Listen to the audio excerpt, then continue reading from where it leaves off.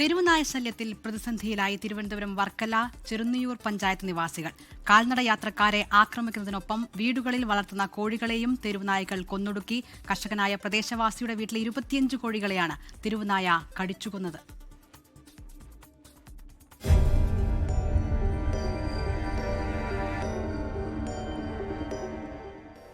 ഇത് ചെറിയന്നൂർ പഞ്ചായത്തിലെ കർഷകനായ തമ്പിയുടെ വീട്ടിലെ കാഴ്ചകളാണ്. കഴിഞ്ഞ ദിവസം തെരുവുനായ്ക്കൾ കടിച്ചുകൊന്നത് തമ്പിയുടെ 25ഓളം കോഴികളെ. തെരുവുനായ്ക്കൾ കൂട്ടത്തോടെ എത്തിയായിരുന്നു ആക്രമിച്ചത്. മെലിഞ്ഞാന്ന് 6-7 കോഴികളെ എൻ്റെ കൂട് പൊളിച്ച് തെരുവട്ടികൾ കൊണ്ടുപോയി. അത് കഴിഞ്ഞിട്ട് ഇന്നലെ രാത്രി ഇപ്പോൾ 10-25 കോഴികളെ കൊണ്ടുപോയി. മൊത്തം എനിക്ക് 50 കോഴിയുണ്ട്. അതിൻ്റെ ബാക്കിയാണ് ഈ കിടക്കുന്നത്. ഒരു 10-20-25 കോഴിയോളം. 2 ദിവസത്തിന് മുമ്പ് 3-4 കോഴി പോയി. ഇന്നിപ്പോൾ ഒരു 10-18 കോഴികളോളം വന്ന് കടിച്ച് പറിച്ച് കൂട് എല്ലാം നശിപ്പിച്ച് വലിയൊരു ദുരന്തമാണ് ഇവിടെ വന്ന് കാലത്തെ കണ്ടത്.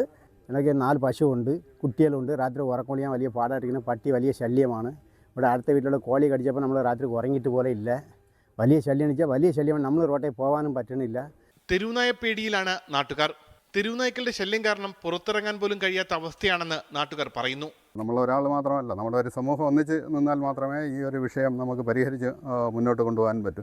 ഈ വരുന്ന വഴികളിൽ കുട്ടികൾ ഉൾപ്പെടുന്ന യാത്രക്കാർ, അതാണ് ഏറ്റവും കൂടുതൽ ബുദ്ധിമുട്ട്. കൊച്ചു കുട്ടികൾ പഠിക്കാൻ പോകുമ്പോഴൊക്കെ വല്ലാതെ ബുദ്ധിമുട്ട് അനുഭവപ്പെടുന്നു.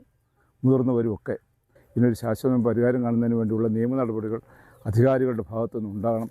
തെരുവുനായ്ക്കളെ നിയന്ത്രിക്കുന്നതിൽ തദ്ദേശ സ്ഥാപനത്തിന്റെ ഭാഗത്തു നിന്ന് വലിയ അനാസ്ഥയാണെന്നും ആക്ഷേപമുണ്ട്. 24 തിരുവനന്തപുരം. ലോകത്തെവിടെയായാലും ഏത് സമയത്തും 24 വാർത്തകളും ഓഗ്മെന്റഡ് റിയാലിറ്റി പാക്കേജുകളും എക്സ്പ്ലെയിനറുകളും വിശദമായി കാണാൻ ഞങ്ങളുടെ യൂട്യൂബ് ചാനൽ നിങ്ങൾക്ക് സബ്സ്ക്രൈബ് ചെയ്യാം.